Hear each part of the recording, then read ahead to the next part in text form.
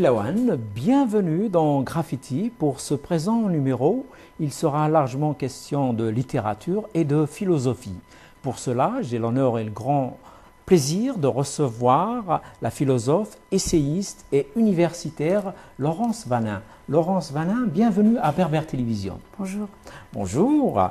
Et donc, on va faire un peu le tour de toutes tes productions. On va se tutoyer. Et donc, parmi les dernières sorties, les derniers livres, il y a L'énigme de la rose. Alors, c'est les richesses philosophiques du Petit Prince. Alors, c'est quoi ce livre ? Eh bien, en fait, en relisant Le Petit Prince de Saint-Exupéry, comme par hasard, parce que c'est vrai que je rangeais ma bibliothèque, donc c'est assez, symptomatique d'une relation au livre particulière, j'ai pris le temps de me poser et de relire Le Petit Prince. Et en relisant Le Petit Prince, je l'ai lu avec le prisme de la philosophie, c'est-à-dire que j'ai vu des choses que je n'avais pas vues lorsque j'avais découvert le texte en étant enfant. J'ai creusé la question, j'ai vu qu'Heidegger avait préfacé la version allemande en disant que c'était un livre pour adultes et pas pour enfants. Et là a commencé une grande aventure qui a duré 3 ans. J'ai lu 170 livres à peu près sur Saint-Exupéry, j'ai lu les correspondances, j'ai essayé de décoder les symboles. J'ai cherché. Le livre paraît donc aux éditions Ovadia. Et donc, quel est peut-être le principal enseignement philosophique de ce conte ? En fait, c'est une quête d'une humanité qui se cherche. Et je crois que quand Saint-Exupéry écrit Le Petit Prince, il est publié chez Gallimard en 1943, on connaît l'état de l'Europe, malheureusement, avec l'invasion allemande, avec tous ces tumultes et puis ces distensions qu'il y a entre les hommes, et surtout une sorte de brèche, une fracture complète entre les races, entre les origines, entre les religions qui ne se comprennent plus. Et Saint-Exupéry, c'est le pilote. Mais un pilote de l'improbable, parce que c'est pas le pilote, le grand aventurier simplement, c'est un homme qui veut faire passer d'un continent à un autre des courriers, des lettres, pour unir les hommes d'un continent à un autre. Donc cette fraternité qu'il déploie dans ses écrits ou dans ses actions, eh bien on retrouve bien sûr cet état d'esprit dans Le Petit Prince, avec une quête dans le désert, une quête de soi, la rencontre avec soi, la rencontre avec une rose, un renard, et donc avec l'humain. Exactement. Et le Petit Prince aujourd'hui, qu'est-ce qu'il peut dire? Qu'est-ce qu'il peut nous dire aujourd'hui? Peut-être qu'il pleurerait. C'est vrai, parce que le monde va toujours mal. Le monde va toujours mal, et je crois que Le Petit Prince, il est en dehors des considérations économiques. D'ailleurs, à un moment donné, il y a le passage avec les astéroïdes, et il dit si on collectionne des milliers d'étoiles, ça sert à rien si elles sont en banque et qu'on ne les regarde pas. Il nous parlerait de l'allumeur de réverbère en disant il faut savoir allumer et présider au jour et à la nuit, c'est-à-dire donner du sens à ce que nous faisons. Il faut s'éloigner peut-être du paraître, être plus dans l'être. Et puis il y a cette marche, cette quête perpétuelle vers le puits en plein désert, on sait que c'est sacré, et on sait que pour l'homme, on va dire plutôt en Europe, c'est le froid, donc on est près du feu, près d'un âtre, donc le feu, le puits, la fontaine, c'est des lieux où on alimente, on va dire, les sources de l'humanité. Et donc tu viens à Paris, donc tu fais une rencontre autour de tous tes livres, et comme ailleurs d'ailleurs, tu as fait donc d'autres rencontres. Et qu'est-ce que te disent les lecteurs, les lectrices à propos donc, de ce conte, de l'énigme de la rose? En général, durant la rencontre, les échanges, qu'est-ce que le lectorat en général te dit à propos de ce livre? Alors déjà, ils sont tous séduits parce qu'ils se rappellent du Petit Prince. Et d'un coup, ils disent « on l'a lu ». Et il y a étrangement 2 réactions. Soit « c'est fabuleux, Le Petit Prince », avec en même temps une espèce de retenue. Mais qu'est-ce que vous apprenez de plus qu'on ne sait déjà ? Pourquoi vous allez peut-être plomber une œuvre par de la philosophie alors que c'était léger, on ne veut pas changer les choses. Et moi je leur dis au contraire, j'éclaire cette œuvre avec des contenus et des connaissances que j'ai été quérir chez Saint-Exupéry dans ses correspondances. Donc je ne trahis pas Saint-Exupéry, je lui donne simplement, je lui rends la parole parce qu'on sait qu'il meurt en 1944. Il est abattu avec son avion et le livre sort en avril 1943. C'est trop court pour que l'aviateur ait eu le temps de parler de son œuvre. Et la deuxième chose, il y en a qui freinent des 2 pieds en disant « Oh là là, Le Petit Prince, je ne veux pas en entendre parler parce que le petit garçon meurt. » Et ils disent, quand on l'a lu, on était petit, et la mort comme ça d'un enfant, on ne comprenait pas. Alors on parle un peu, et puis le fait de repenser avec l'amour de la rose, avec ce renard qu'il faut apprivoiser, la façon dont on peut s'habituer à l'un et à l'autre, et puis s'aimer finalement parce qu'on se découvre, eh bien séduit, on me lit, Et puis j'ai des beaux retours, c'est ça qui m'intéresse surtout. C'est un texte en fait qui donne de l'espoir, hein, puisqu'il nous incite à être un peu plus humaniste, n'est-ce pas? Oui, alors ce qui est intéressant, et ça vous parlera certainement, c'est que Saint-Exupéry avait commencé 10 ans plus tôt l'écriture de Citadelle. Citadelle, on a le rôle du grand caïd, on a le rôle du responsable de la tribu, de cette pensée nomade. Heidegger disait il faut habiter le monde, on part d'un puits à un autre, mais on a le troupeau, et le troupeau c'est le troupeau des hommes, c'est pas simplement les bêtes, c'est les femmes qui se retrouvent auprès du puits, qui lavent leur linge, parlent entre elles des histoires de femmes et puis des histoires qui sont dans l'ordre de la tradition. Et Saint-Exupéry est sensible à ça. Il dit quand on entend une poulie qui grince, ça nous ramène toujours à la poulie qui grince dans notre propre village. Donc le puits, c'est le lieu, comme la Madeleine de Proust, oui, où on revisite son pays, on revisite son désert et même on prend avec plaisir le chemin d'une solitude, parce que c'est cette solitude en nous qui nous renvoie à nos origines. J'allais justement en parler, parce que tu écris la rupture sociale, l'expérience de la solitude. Oui, oui. Parce qu'aujourd'hui, tout est bruyant. Et en même temps, dans cette effervescence et ce mouvement permanent, les gens se sentent très très seuls. Et en même temps, je dirais que la solitude, il ne faut pas en avoir peur parce qu'elle est parfois salutaire. Être seul, c'est pouvoir descendre en soi, se ressourcer, s'ennuyer un peu, être créatif peut-être, c'est penser à l'autre, se rappeler de son enfance, un être disparu. C'est tout ce qui aussi nous relie. Le moyen de se retrouver soi-même, Exactement. comme tu le dis, effectivement, bien oui. sûr. C'est tout ce qui nous relie. Ça nous relie à notre propre histoire et à un monde, un réel, qui n'est peut-être pas celui qu'on voudrait, mais dans lequel on a à faire des choses. Est-ce que Saint-Exupéry était un solitaire? Oh, il avait l'esprit, je crois qu'il avait un esprit de conquête, mais pas de conquête au sens mauvais du terme.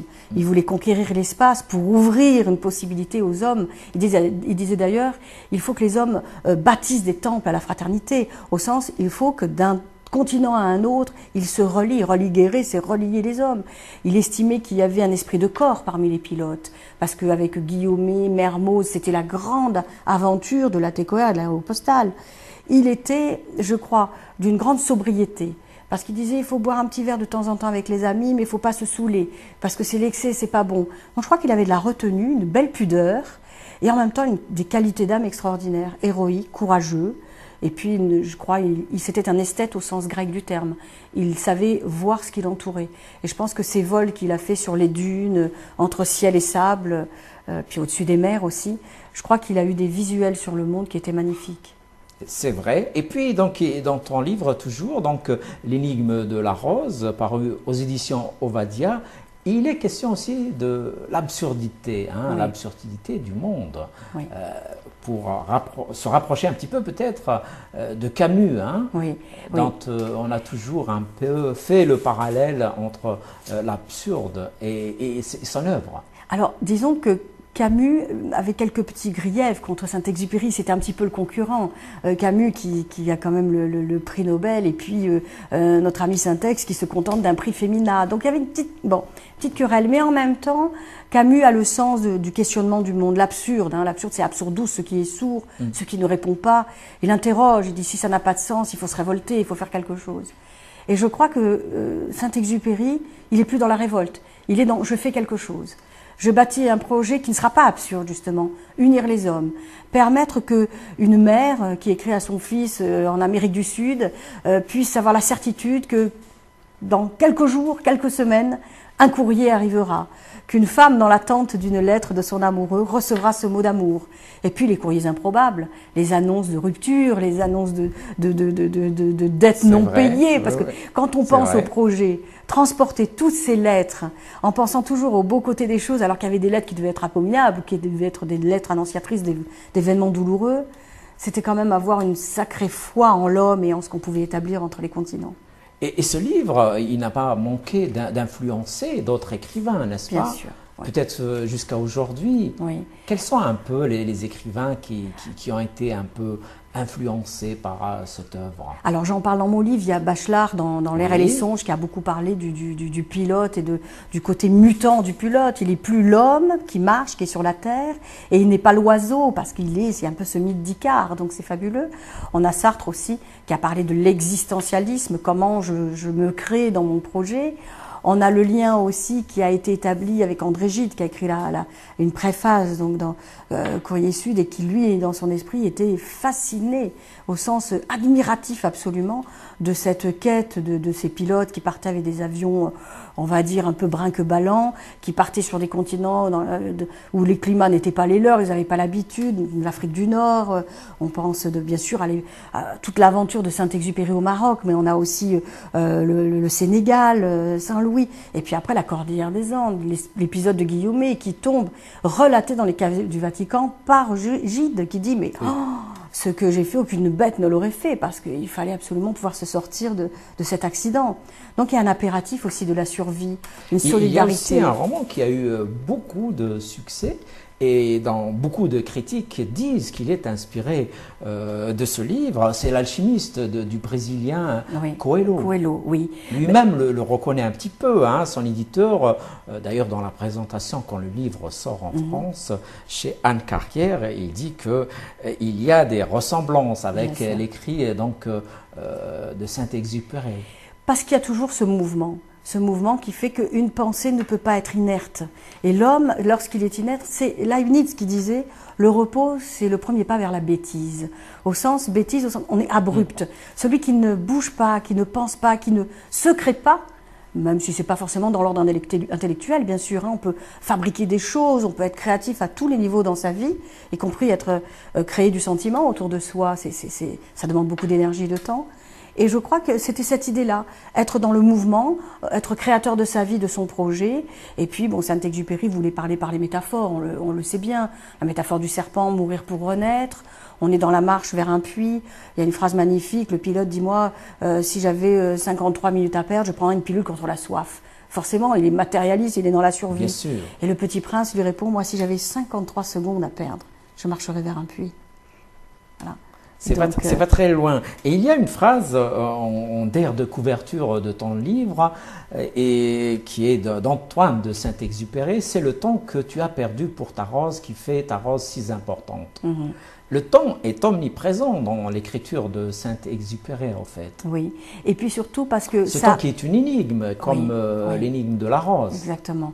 Et moi, j'ai souvent pensé, en écrivant, à ce sablier.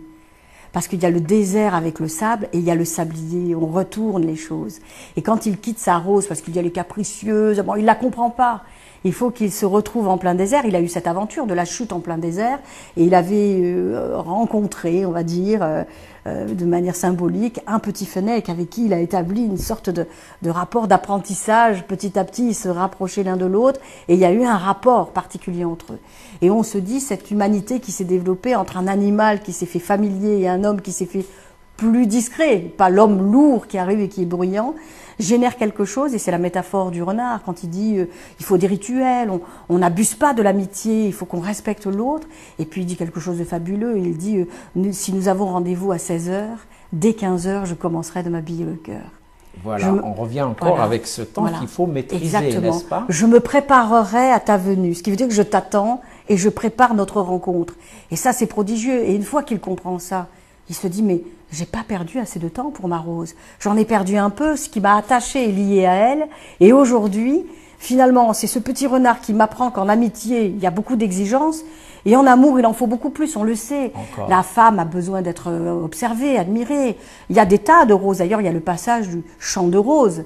Oui, il y a des roses. Et il pleure, là. C'est rare quand il pleure, le petit prince. Il pleure en disant, mais elles sont belles, mais c'est pas la mienne. Moi, il y a ma rose et je l'ai laissée. Et il y a une sorte comme ça de moment de grâce, en même temps, magique, où il fait comprendre qu'il faut aimer sa rose, perdre du temps pour elle, mais c'est pas du temps perdu. C'est du temps gagné, c'est du temps consacré, c'est-à-dire du temps accordé à l'autre pour le rendre heureux. Et la rose, ben, qu'est-ce qu'elle fait? Si elle s'apprête, si elle est si belle, si elle est si capricieuse, c'est parce qu'elle veut attirer l'attention, c'est parce qu'elle veut montrer qu'elle l'aime aussi. Mais elle a la grâce de la rose, elle ne peut pas dire je t'aime de manière basique, de façon, comment dire, presque insolente. Il faut qu'elle soit dans donc en fait, le livre est tout un programme, c'est même des leçons de vie, n'est-ce pas? Oui. C'est pour ça que la collection Labilidé s'est orientée, ou en tout cas s'attache à établir entre des contes. Cette collection, c'est toi qui la diriges, c'est aux éditions Ovadia. Donc tu diriges aussi d'autres collections chez d'autres éditeurs. Tout à fait, on dira un mot tout à l'heure. Et donc, tu m'avais dit que la belle idée, c'est aussi une association. Tout à fait. C'est une association que je dirige. J'ai un petit groupe autour de moi, bien sûr. Bien sûr. Et nous organisons du culturel, des conférences, des dîners philosophiques, des expositions de peinture. Et nous faisons des liens comme ça entre un peintre et la philosophie, les mouvements d'esthétique. J'ai moi-même une formation en musique. J'ai fait le conservatoire, donc j'arrive à parler aussi de cette musique dont nous parle tout le temps Nietzsche. Cette vie qui fait que sans musique, la vie ne vaudrait rien. Donc il y a tous ces rapports particuliers. Et puis bon, ma spécialité à l'université, c'est quand même la philosophie du droit et la philosophie politique, puisque c'est aussi l'objet de ma thèse. Donc je m'intéresse beaucoup aux questions européennes, la question de la citoyenneté, le cumul des citoyennetés entre ma citoyenneté entre guillemets française et celle de l'Europe. Et puis je crois qu'il y a autre chose qui est très intéressant, dont avait parlé Kant, c'est la citoyenneté du monde. Elle est une citoyenneté tacite, presque morale. Elle est présente dans l'énigme de la rose, bien cette sûr. citoyenneté du monde. Complètement. En fait, Saint-Exupéry s'adresse à toute l'humanité. Oui, il faut habiter le monde, dit-il, et on ne peut le faire que dans cette pensée nomade, c'est-à-dire une pensée de l'errance, une pensée de l'égarement, mais en même temps une pensée qui marche droit. C'est-à-dire elle sait où elle va. Et en tant que philosophe, moi-même très attachée à l'action, au devenir des hommes, parce que la pensée spéculative, elle est intéressante, parce qu'elle éclaire ce que nous faisons. Mais je crois qu'il faut commencer par être dans l'action aussi. Et être dans l'action, non pas de manière irraisonnée, irréfléchie, mais avec cette attitude philosophique de détachement toujours avec la situation. Et ça permet de penser des très très belles choses. Tu veux dire, Laurence Vanin, que donc la philosophie nous aide à vivre, à mieux vivre peut-être? Complètement. Et je me rends compte, avec tous les publics que je fréquente, dans les universités, dans les librairies, enfin, les gens que j'apprécie parce qu'on passe du temps à parler de littérature, de philosophie, d'art, etc., on se rend compte finalement, et avec mon association, c'est ce qu'on développe aussi, oui, que beaucoup me disent « Ah, ben on est allé voir tel opéra », où on a lu tel livre, du Paul Valéry, justement du Saint-Exupéry. On les a lus, mais sans avoir l'éclairage philosophique. Et quand on regarde la formation de ces auteurs, Paul Valéry avait pensé à l'architecture, il avait étudié la philosophie, il lisait et appréciait tout à fait, particulièrement Bergson, il était très familier des antiques, donc toute la philosophie antique. C'est aussi un très grand poète. Voilà, le cimetière marin, mais c'est prodigieux. Ce toit tranquille où marchent les colons, midi le juste, il compose de feu. C'est prodigieux. C'est merveilleux, bien sûr. Là, il y a beaucoup de poésie dans le Petit Prince aussi. Tout à fait. Et je crois qu'on a trop parcelé les savoirs. Et quand on les réunit, ça permet de voir, bien sûr, les contes. Il y a eu beaucoup de choses de faites en psychanalyse. Je ne suis pas psychanalyste. J'ai lu, ça m'a enrichi. Et moi, je propose la vision philosophique à partir des écrits, de l'enquête que je mène. C'est-à-dire que je ne fais pas dire à des auteurs ce qu'ils n'ont pas voulu dire eux-mêmes. Je mets à jour ce qu'ils ont pensé. Et en même temps, je crois que ça complète l'aspect, par exemple, psychanalytique ou esthétique. Et j'ai l'impression de rejoindre un peu Merleau-Ponty, qui disait, lorsqu'on regarde le monde, il faut le faire avec, à l'esprit, je crois, une multiplicité de facettes. Il faut voir le monde toujours d'un point de vue différent, comme si on balayait les choses, un coup avec notre cœur, un coup avec la raison, par moment avec l'aspect psychanalytique, l'autre moment plus esthétique, dans une phase contemplative. Et là, je pense que cette multiplicité des points de vue nous en apprend beaucoup. Et c'est ce que disent les publics qui viennent dans ton association. Est-ce que tu as fait une rencontre spéciale, donc le Petit Prince? Oui. Hein, donc oui. La belle idée. C'était à Toulon, en fait, ton association? C'est toujours à Toulon? Alors, mon association, elle est à Toulon, mais il y a beaucoup de personnes qui sont sur les environs, qui viennent parce qu'on a des rendez-vous une fois par mois. Les calendriers sont établis. Et puis, parce que j'organise aussi des visites sur site. Donc, souvent, je parle de philosophie. Et puis, j'ai eu la chance, quand même, je tiens à le souligner, de rencontrer la famille Daguet, donc les neveux et nièces de Saint-Exupéry, qui ont lu mon ouvrage. Et surtout, j'ai pu être là le jour de l'inauguration du Parc du Petit Prince de Saint-Exupéry. Et c'est vrai que cette rencontre particulière avec la famille et puis les pilotes qui ont créé ce parc a fait qu'on a visualisé sur un site l'astéroïde, le Petit Prince, les baobabs. Il faut faire attention à ces mauvaises herbes qui peuvent polluer le monde, entre guillemets, l'enclos des renards, etc. Et tous ces lieux visualisés et les enfants qui étaient là. Mais les adultes qui redevenaient enfants avec la rencontre du Petit Prince, c'était fabuleux. Et toutes les rencontres que j'ai eues faites, que ce soit dans des soirées ou au théâtre Galie d'ailleurs à Toulon, j'interviens aussi, enfin à Sanary exactement à côté de Toulon, j'interviens au théâtre régulièrement, Oui. donc c'est plein. Et cette rencontre avec le Petit Prince était fabuleuse, comme quand j'ai écrit sur les aventures du mois avec Winnie. Oui, on parlera des aventures du mois. Personne connaît cette richesse qui se cache derrière ces petits contes soi-disant enfantins. En général, le public, qu'est-ce qui le taraude, quelles questions pose-t-il en général autour du Petit Prince? Déjà, ils disent, mais qu'est-ce que vous avez pu dire sur le Petit Prince? On le lit, on n'a pas besoin d'explications. Ah, d'accord. Alors je leur dis, oui, c'est vrai, quand on le lit, on n'a pas besoin d'explications. Puis ils me disent, mais on le relit à tous les âges, et après on le voit autrement. Voilà. Ah, alors là, j'interviens. Et je dis, ça veut dire quoi, vous le voyez autrement?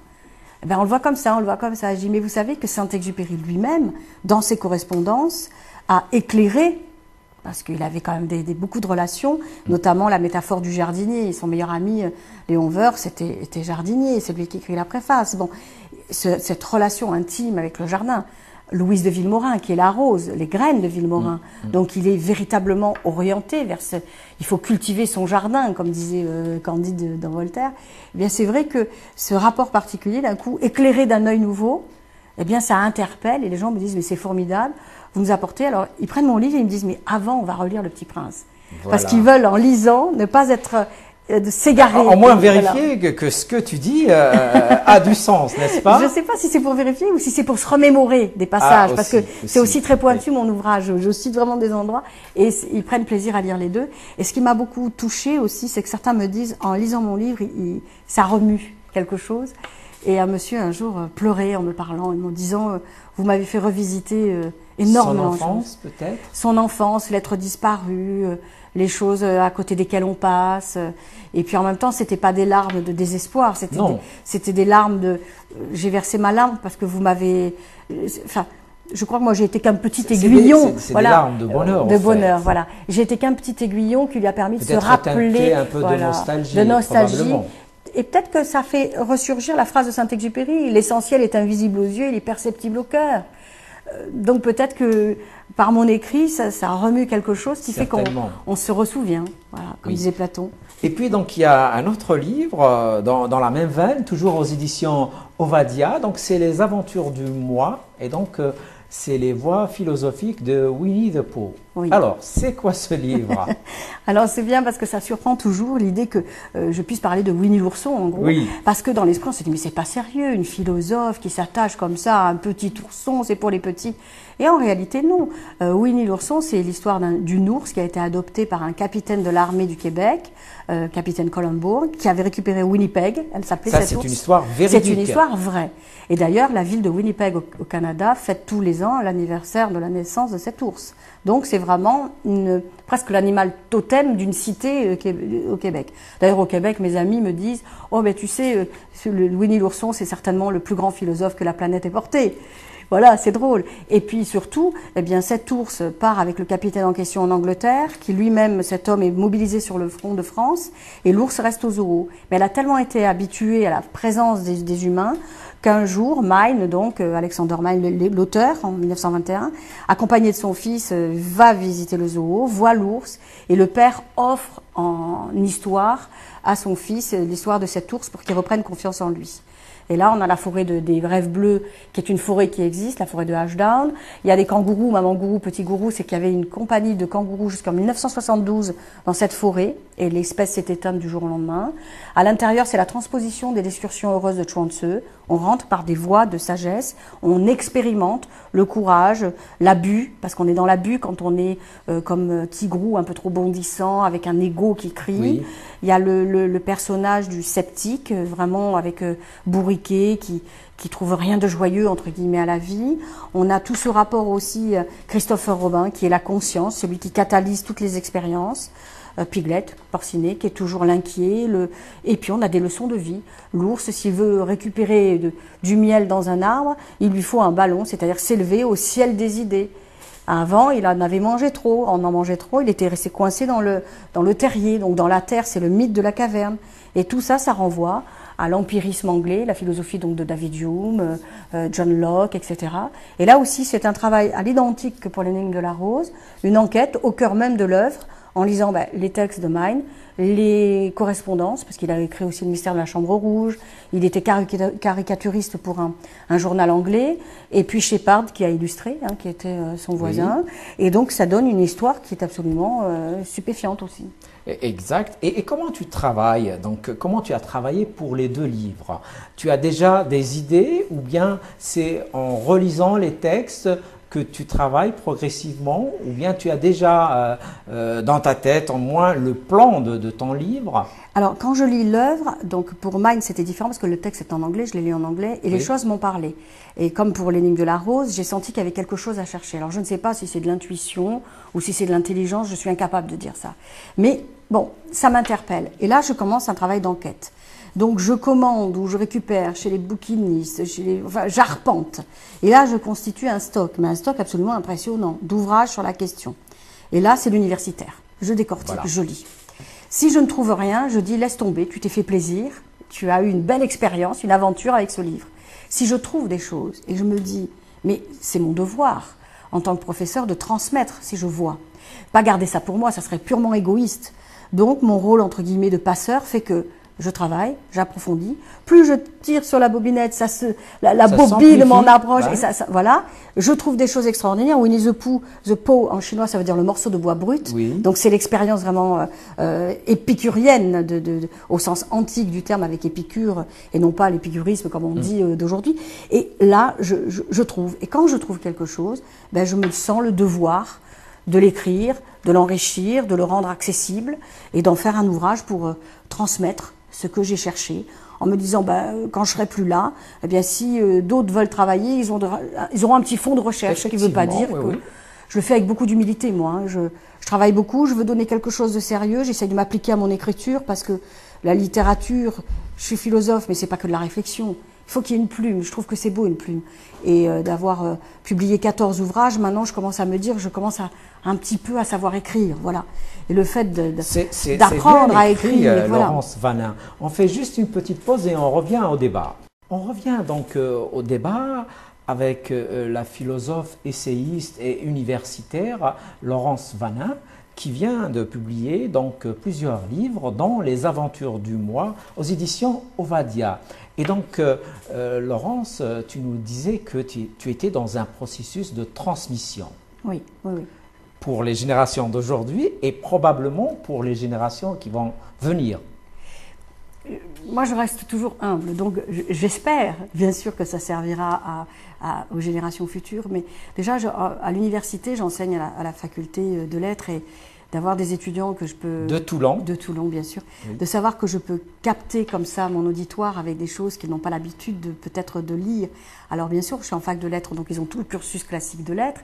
Et puis il y a ces choses qui viennent approfondir ou renchérir sur des personnages. Et je crois qu'ils jouent le jeu parce que finalement ils sont captés aussi. Et il y a des échanges, ils me donnent leurs sentiments, ils viennent me voir sur des salons du livre. Donc il y a un rapport avec mes étudiants fabuleux. Et puis surtout, je dirige l'université du temps libre de Toulon. C'est quoi comme travail à l'université? Voilà. Alors là, j'ai mon cursus traditionnel avec mes étudiants, licence, master, etc., en philosophie et en littérature anglaise. Et ensuite, j'interviens à l'université du temps libre en tant que responsable pédagogique. Donc je dirige tout le secteur pédagogie. J'organise 270 conférences par an. Et là, j'ai un public de seniors. Seniors, mais relativement jeunes. J'ai des retraités de la marine qui ont 35 ans, mais ça va aussi jusqu'à 80, 90 ans. Et tout ce public ont besoin d'écrire comme ça. Parce qu'ils me disent, nous, on n'est pas là pour passer le baccalauréat, on n'est pas là pour avoir la dualité de l'examen, il faut être dans la compétition, mais ils sont attentifs, chercheurs et cherchants, c'est-à-dire qu'ils lisent beaucoup, ils s'intéressent, et ça leur donne des pistes aussi. Parce qu'ils ont tous lu Saint-Exupéry, parce qu'ils ils s'intéressent beaucoup à la culture, ils n'ont pas eu le temps, ils ont eu des métiers très prenants, et là ils y reviennent, et les femmes, les enfants sont grands, donc elles viennent dans l'amphithéâtre chercher une culture accessible et en même temps avec de la profondeur. Parce que je crois aussi que la qualité d'un travail, c'est dans la profondeur qu'on peut y mettre aussi. C'est bien la culture light, la superficialité, parce que ça détend, il en faut.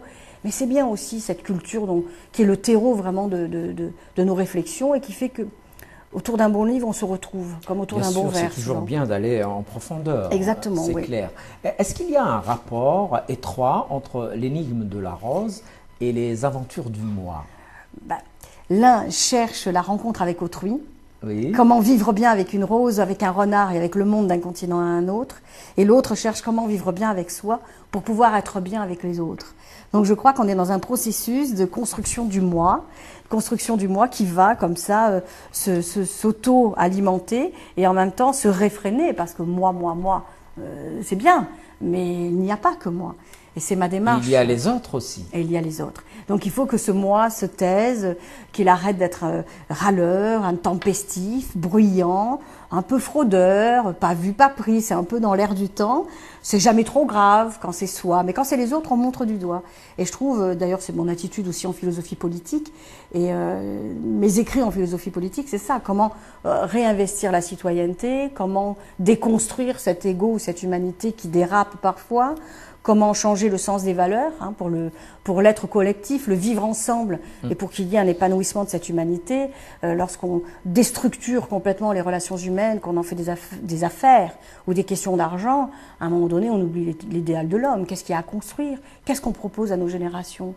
Alors on dit aujourd'hui tout le monde est dépité du politique, de la vie sociale, mais forcément parce que les belles choses, on les montre pas assez.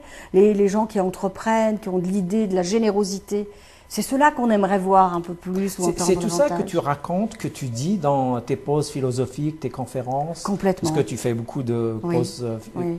Et puis, j'ai l'avantage d'avoir 2 degrés d'écriture. J'ai tout ce registre-là de travaux qui sont sérieux, profonds, mais qu'on peut échanger ou dire, soit en conférence magistrale, j'ai envie de dire, ou au bar du coin, devant un bon verre.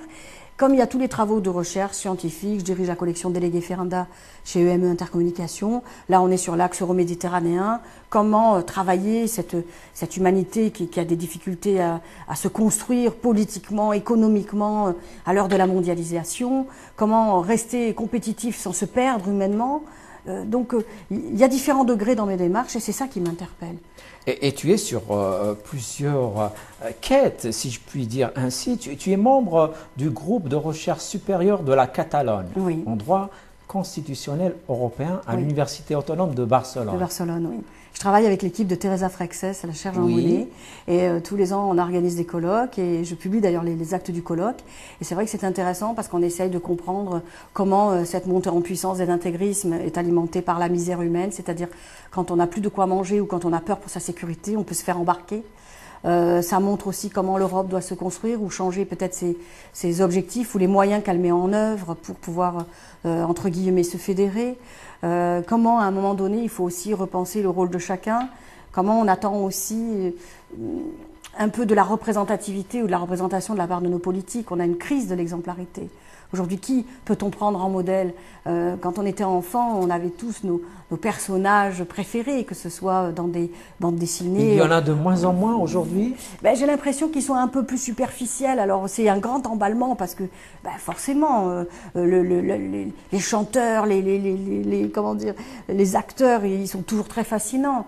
Mais n'oublions pas que nous avons rêvé aussi sur des grands héros comme le capitaine Nemo qui partait avec son Nautilus dans une aventure Jules Verne. Oui. On a volé avec 5 semaines en ballon et pourtant on n'était pas dans des montgolfières. Donc je crois que c'est ça. Il faudrait que cette humanité cherche un peu de qualité. La télé-réalité c'est bien, c'est sympathique, ça fait rire 5 minutes, mais donnons un peu de part aux rêves, laissons revenir les grandes poésies, les grands récits, parce que moi, toutes les personnes que je croise, quand on parle de ces livres-là, on est tous égaux. Oui. On a rêvé de la même façon. On a lu ces livres. C'est vrai. Juste pour revenir à la Catalogne et à Barcelone, il y a aussi un désir d'indépendance en ce moment. Oui, oui. Peut-être c'est un désir qui sera un peu freiné par ce référendum en Écosse qui a donné gagnant donc le non. Gagnant le non, mais moi je vais nuancer la question parce qu'on est sur le 55-45. Ce qui veut dire qu'il y a un mouvement pour la libération qui est en marche. Et là, je crois que les politiques, et notamment les Anglais, vont devoir changer leur politique et faire avec ces 45%, c'est pas neutre, c'est pas 10 ou 15%, voilà. Et il y a eu un mouvement de vote massif, ce qui veut dire dans la grande ville de Glasgow, c'est le oui qui l'a emporté. Exactement. Et il y a eu un grand mouvement.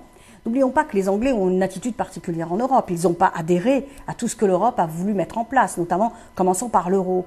Ils ont un statut particulier. Donc, il va falloir qu'ils fassent avec les royaumes unis, puisqu'il parle de cette unité. Oui. Mais il va falloir aussi qu'ils pensent à leur union avec l'Europe, parce qu'elle est essentielle pour continuer. Et pour donc, la Catalogne, donc, le pouvoir central en Espagne, doit-il permettre le référendum, à ton avis? Moi, j'ai toujours aimé les référendums, parce que je trouve que quelque part, il est bon aussi de consulter parfois son peuple. Ce qui ne veut pas dire qu'après, il ne faudra pas assumer, mais je crois que les politiques doivent assumer aussi. C'est bien de vivre dans un château, entre guillemets, de ne plus voir le peuple, de ne pas le comprendre, parce qu'on vit dans un autre monde complètement aseptisé. C'est vrai. Le peuple, lui, il vit avec ses difficultés au quotidien, la difficulté de acquérir un emploi, le vivre ensemble qui est compliqué, parfois se nourrir, c'est pas simple non plus, il y a des préoccupations. Et je crois que sur les grandes questions, il ne s'agit pas de faire des référendums pour tout, mais pour les grandes questions qui peuvent changer véritablement l'orientation politique d'un pays par rapport aux souhaits du peuple, ce qui ne veut pas dire qu'après, le peuple décide de tout, parce qu'il y a les limites du populisme aussi. Oui. Mais le fait qu'il y ait une orientation dictée par le peuple et qu'il y ait des dirigeants politiques qui fassent en sorte que l'être collectif aille mieux et que le peuple soit dans une mouvance, et puis il faut fédérer des énergies. En ce moment, les gens ne vont plus voter quasiment en France. Donc c'est qu'il y a une désertion absolue, et c'est valable pour d'autres pays. Les gens sont presque blasés de la politique, parce qu'ils ont l'impression que c'est bonnet blanc à blanc bonnet. La politique est identique partout. Donc si on leur donne la possibilité puisque tu parles de la France, voilà. Laurence Vanin, oui. Est-ce qu'un jour les Corses vont demander un référendum? Je ne suis pas corse, et je fais très attention, j'ai beaucoup d'amis corses et je ne voudrais pas les heurter. Mais s'ils le faisaient, en admettant qu'ils le fassent, on aurait pu penser aussi avec les Bretons, on aurait pu... il y a des choses quand même. Oui, mais oui. La qualité de la France, c'est qu'on est quand même un pays où il y a énormément de régions, de coutumes, de versions culinaires, ce qui fait qu'on fédère. Qui font la richesse de la France. La richesse de la France, des bons vins, des bons fromages, la qualité de certaines cultures et même le patrimoine, la région, bon, toutes ces choses, c'est important. Mais si les Corses, effectivement, venaient à demander une chose comme celle-ci, ils en auraient le droit de le faire, pourquoi pas? Après, est-ce que véritablement ça se ferait? Est-ce que concrètement, parce qu'ils en parlent beaucoup, mais est-ce que si vraiment on mettait en œuvre l'idée qu'ils soient autonomes complètement et la politique qui devrait être dans une autonomie et exister au cœur de l'Europe et la mondialisation, est-ce qu'ils y réfléchiraient pas deux fois? Est-ce que justement ça ne serait pas un peu comme l'Écosse qui, ils le souhaitent ardemment, mais il y a eu quelques hésitations. Certains avaient peur en Écosse. Ils avaient peur.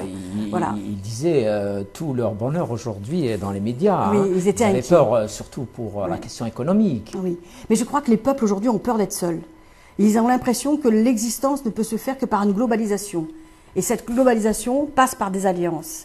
Or, on se rend compte que les pays qui agissent seuls ne sont pas forcément isolés complètement. Ils ont juste une politique indépendante et une économie indépendante. Mais il y a toujours des relations internationales qui sont là. Le monde, la globalisation, elle est là pour ça.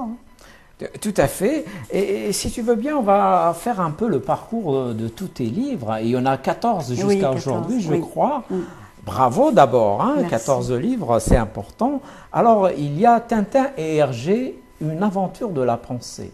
Oui. Édition de la Hutte, je crois, qui sera réédité avec des ajouts, c'est ça? Voilà. Aux éditions Ovadia. Ovadia, oui, dans 15 jours, il paraît donc Tintin et Hergé, une aventure de la pensée, une version augmentée, parce que la première a beaucoup plu, et surtout avec un ajout, où sont les femmes? Parce que souvent, on a reproché à Hergé, oh, mais il n'y a pas de personnages féminins, elles sont pas belles, la Castafiore, je vais vous plaisanter. Regardez, il y a 13 personnages féminins. Et quand on regarde, elles sont très soignées. Elles ont les sacs à main, les Kelly, comme portait Grace Kelly.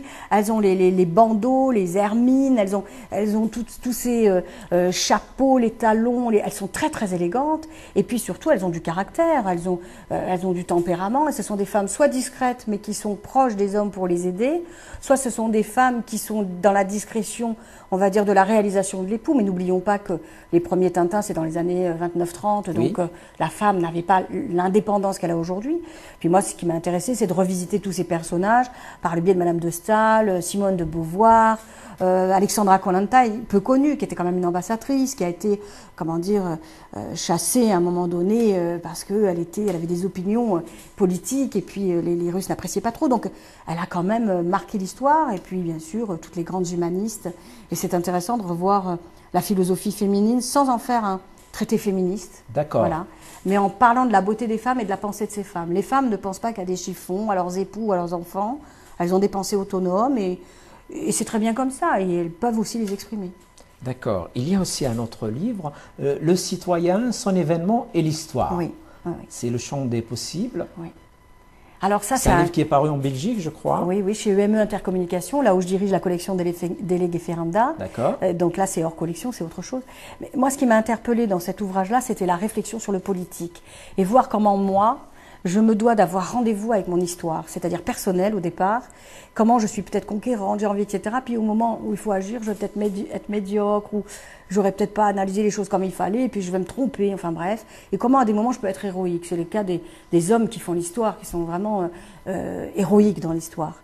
Et je voulais parler de cette rencontre-là avec l'histoire, avec un grand H entre guillemets, tous ces champs de possibles et toute cette façon dont nous avons chacun, à notre petit niveau, un rôle à jouer dans notre citoyenneté, dans nos engagements, dans la façon dont il faut respecter autrui et puis le monde dans lequel nous vivons. Et puis peut-être rendre aussi au monde, au règne animal, la part de vie qui est la sienne. On ne peut pas se permettre d'envisager que on peut tout détruire impunément et que du jour au lendemain, la planète puisse être simplement une planète d'humains. D'ailleurs, si demain l'espèce humaine venait à disparaître, les insectes seraient certainement là, et les animaux aussi, et l'homme ne serait plus là.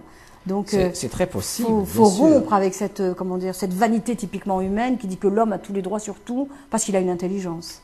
Et peut-être qu'il y a des animaux qui ont une intelligence aussi. Les Exactement. dauphins communiqueraient à des distances incroyables, n'est-ce pas? Oui. Avec des signes que nous-mêmes, nous n'arrivons pas à décrypter. Exactement. Oui. Et il y a aussi un autre livre, donc Fracas, la pensée en éclats. Oui. C'est édition de La Hutte, 2011. Oui. Il y a toujours cette idée de penser, alors, toujours Fracas, en rapport avec le politique, le citoyen. Alors non? là, ça va beaucoup plus loin parce que je me suis rendu compte qu'en philosophie, aucune femme n'avait écrit d'aphorisme. Ah. Il y a Nietzsche, Schopenhauer. Ben, je dis que les femmes ont manqué d'humour ou de cruauté. Alors c'est dur ce que je dis. Humour, pourquoi? Parce qu'il faut avoir un degré de dérision absolue pour écrire de l'aphorisme, et de la cruauté parce qu'il faut dire des choses qui vont déranger. Et mon livre, je l'ai écrit, d'ailleurs la couverture, je suis représentée en BD en train de jeter un pavé dans une vitre que j'éclate complètement. C'est pour dire la pensée, il faut qu'elle heurte. Et c'est pas au premier degré qu'il faudra le prendre, sinon tout est vexant. Oui. Hein, je dis, mon premier aphorisme, c'est méfie-toi des hommes qui parlent de fraternité, ils s'expriment en fils unique. C'est pour dire que bien souvent, celui qui dit moi, je vais faire ceci, je penserai à moi, c'est celui qui évident, pense. Voilà, hein, voilà. C'est pas toujours évident. Exactement. Oui. Et donc, c'est une façon d'être un peu cinglante, sans vouloir l'être vraiment, pour que celui qui se dise mais c'est moi qui de temps en temps parle de fraternité, ou quand je parle de l'amour ou de la mort, j'en parle de telle manière, ou même du cosmos. Je dis à un moment donné, il faut laisser parler le cosmos. Et toutes ces phrases, qui sont des phrases qu'on prend en pleine figure, ça donne comme une espèce de claque. C'est le but de l'aphorisme, parce que ça doit ouvrir, comme disait Ricoeur, à de l'herméneutique. Il faut aller au deuxième, troisième, voire quatrième degré, puiser du sens. Voilà, donc c'était un peu un amusement, on va dire. Un amusement, et là c'est plus sérieux, les philosophes vus autrement, mais il y a quand même anecdote des grands penseurs. Ah oui, alors là c'est un livre absolument fabuleux, d'ailleurs je prépare un deuxième Édition tome. Ellipse. Oui, oui. Ellipse à Paris, oui, oui. Oui, 2009. Ellipse, j'ai carrément créé la collection La Philo ouverte à tous chez eux, donc avec tout un ensemble d'essais, il y en a eu 6 qui sont parus, et le hors-série qui était Les philosophes vus autrement. Parce qu'il y a des anecdotes philosophiques absolument croustillantes. J'ai écrit ce livre en style journalistique, avec ce côté alerte, vivant, décalé, pour que les jeunes gens qui passent le baccalauréat se disent « Ah, on va réviser avec un peu d'humour ». Bon, rien n'est inventé, tout est absolument sérieux, parce que c'est des enquêtes. Là aussi, c'est énorme le temps que j'ai passé à chercher les petits détails de la vie de l'un ou de l'autre.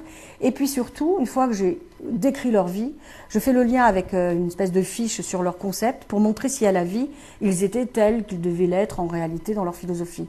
Est-ce que tu peux nous donner des exemples de philosophes, par exemple? Oui, alors il y a Bergson. Qui avait Alors il y a Bergson qui rentre à l'Académie française, et puis il y a des fleurs un peu partout, et puis lui, on sait que c'est l'auteur de La Mélodie intérieure, de ce moi intime, profond, d'une discrétion absolue. Donc lui, il est médusé de voir tout ça, et puis il dit comme ça, non, pas de ça ici, je ne suis pas une danseuse, et il fait tout envoyer à l'opéra pour les dames qui chantent et qui dansent. Il y a Marc Aurèle qui est quand même celui qui se retrouve par la force des choses, c'était un orphelin adopté, à être dans la charge de l'empereur, et le soir, il est seul avec les réflexions d'un empereur qui prend des décisions, qui envoie des hommes au combat, etc. Et à un moment donné, il se rend compte que ses armées, malheureusement, sont de plus en plus anéanties, et il décide de vendre tous ses biens, tous ses trophées, tous les cadeaux qu'on lui a faits aux enchères, c'est-à-dire qu'il fait une espèce de vide-grenier. Moi, j'appelle ça vide-grenier chez l'empereur. Vous voyez, le ton décalé. Oui. Il vend tout ça. Sa femme Faustine, qu'on a surnommée la mère des camps, parce qu'elle allait sur les champs de bataille réconforter les soldats qui étaient blessés parce que leur mère ou leur épouse leur manquait. Et donc, ce moment particulier, il vend tous ses biens, elle aussi, les robes, les cadeaux, les bijoux.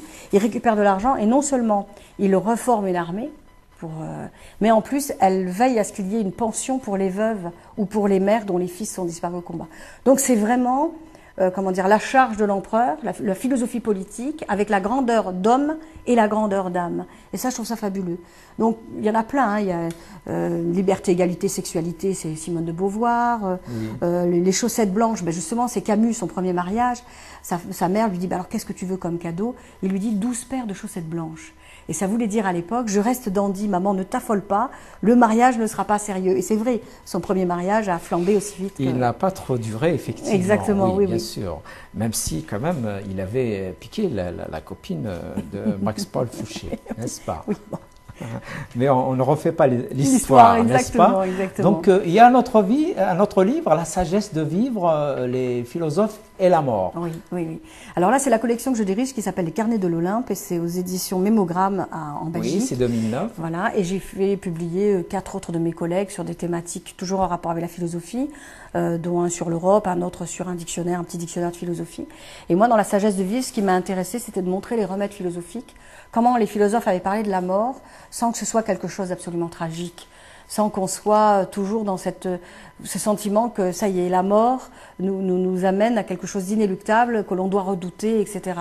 Alors, ce qui ne veut pas dire que la chose n'est pas sérieuse, mais en même temps, c'est Nietzsche qui disait « sois heureux et fais ce que tu voudras », d'un air de dire si tu penses trop à la mort et que tu ne penses pas ta vie ou tu ne t'impliques pas dans ta vie, tu passes à côté du cours de ta vie. Et donc, c'est un écrit très positif finalement, très très optimiste. Est-ce que la mort fait partie de la vie, hein? Exactement. Alors, pour certains, c'est peuplé d'un autre univers, puisqu'il y a une possibilité de transmigration d'une âme, une réincarnation, ou, comme disait Leibniz, l'âme qui va se mettre dans un état de félicité, près du divin, enfin une espèce de chaleur particulière. Après, je crois que chacun peut projeter dans la mort ce qu'il veut, si ça le rassure, hein. On n'est pas là pour faire peur aux gens ou les empêcher d'avoir un idéal à y mettre. Non. Mais ceux qui n'y mettent rien, il ne faut pas leur en vouloir non plus. Non plus, voilà. Bien sûr. Il y a un autre livre, donc Pourquoi philosopher? Oui. Ellipse, toujours, 2008. Oui, parce que pourquoi philosopher à l'heure où tout va très vite, Internet, le fast-food, tout le monde veut aller vite, alors que la philosophie, il faut apprendre à penser, il faut lire des auteurs pour avoir un petit terreau, parce que moi, je rencontre beaucoup de gens qui me disent « mais ce que vous nous dites là, on l'a vécu, mais on ne l'a pas pensé comme ça ». Ben, je dis, vous voyez, éclairé par la philosophie, ça donne du sens parfois à ce que vous vivez. Et donc, eh ben, voilà, le pourquoi philosopher, c'est redonner du sens aux actes quotidiens, on va dire. Est-ce qu'aujourd'hui, à l'université, la philosophie a toute sa place? Oh oui. Non seulement elle a sa place, mais elle est demandée. Moi, on me fait intervenir sur des comités d'éthique, on me fait travailler sur l'esthétisme. Là, à la faculté de lettres, je travaille donc dans les sessions anglais. Donc, on parle beaucoup de l'empirisme anglais. Donc, c'est Newton, c'est David Hume, John Locke. La philosophie, elle est demandée partout. J'ai travaillé aussi pour des DU en soins palliatifs où il fallait parler de l'approche de la mort pour les soignants et les soignés. Je suis intervenue sur la journée mondiale du suicide, sur la question de la mort en dehors des religions et en dehors peut-être de l'homme qui a peur parce qu'il est souffrant dans un hôpital. La question de la mort, l'acharnement thérapeutique, l'euthanasie. Le philosophe a toute sa place. Et dans l'économie, quelle est la valeur qu'on va mettre en premier ? La valeur argent? Est-ce que l'homme est une denrée rentable au sens d'une plus-value, comme disait Marx? Ou est-ce que l'homme est tout simplement une valeur humaine à préserver et qui, en même temps, doit vivre? La technique, oui, mais est-ce que l'homme est aliéné à la technique ou est-ce que c'est l'homme qui se sert d'une technique pour qu'elle lui permette d'aller mieux, de faire d'autres choses? Parce que c'est vrai que c'est mieux d'avoir une machine à laver qui lave votre linge que d'aller laver au lavoir et d'y passer des heures, on est bien d'accord. Donc, bien sûr. Voilà. Il y a un autre livre, Le Dieu des philosophes, Entre foi et raison. Oui. Alors ça, c'est Ellipse, toujours 2008. Oui, ça m'a toujours interpellé la question de Dieu. Entre foi et raison, parce que si on adhère, la foi elle est immédiate et je me dis c'est bien, c'est fabuleux ceux qui ont une foi spontanée, mais pour ceux qui doutent, ça c'est ce qui m'a toujours interpellé. On peut croire en Dieu parce que le monde est bien fait, on se dit il y a une intelligence, c'est magnifique, c'est prodigieux, puis à des moments pour soi on doute.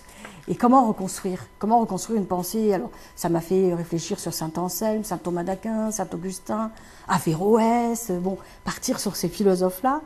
Et en même temps, une réflexion sur le Dieu de la philosophie, qui est un concept, qui est une cause première, ce qui donne un autre sens à une totalité, les philosophies du système.